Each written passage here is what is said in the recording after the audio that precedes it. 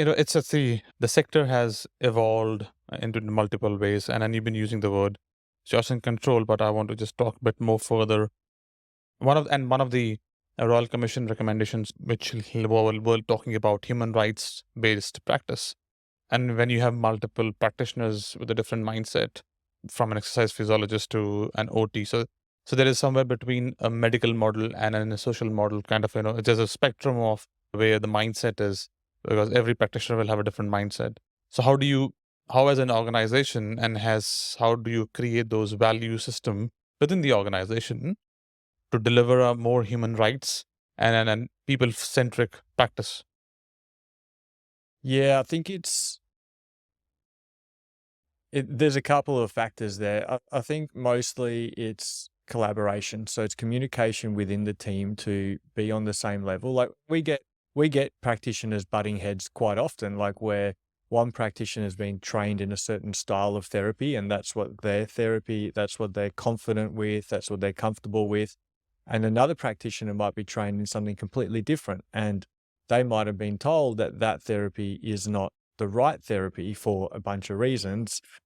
And it's about getting them in the same room and not having conflict, but having open discussion. Hmm. So collaborating by saying, well, let's discuss, let's have a constructive debate around this. Let's see what is your knowledge and your experience with that, and what's your knowledge, your experience with that.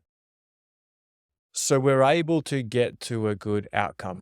It also stems all the way back to our hiring process, who we hire. So Hmm. people that fit our culture. So Hmm. if we don't hire the right people and we get to those kind of collaboration meetings or those discussions, the discussion won't get to a resolution. Hmm. But if we have hired the right people that have that right frame of mind of helping people, that's our overall goal. Hmm. When we enter those discussions and those meetings, we're able to get outcomes.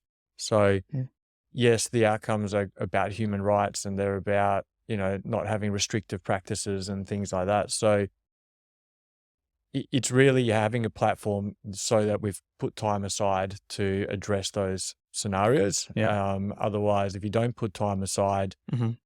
people say, yeah, you're going to have the chats at the water cooler and things like that, but they actually don't really happen because people don't want to enter that kind of, not conflict, but that kind of that debate. So then they're not so willing to enter into a debate. So it Hmm. needs to be facilitated by a manager or a Hmm. team Hmm. leader to say, what are we debating?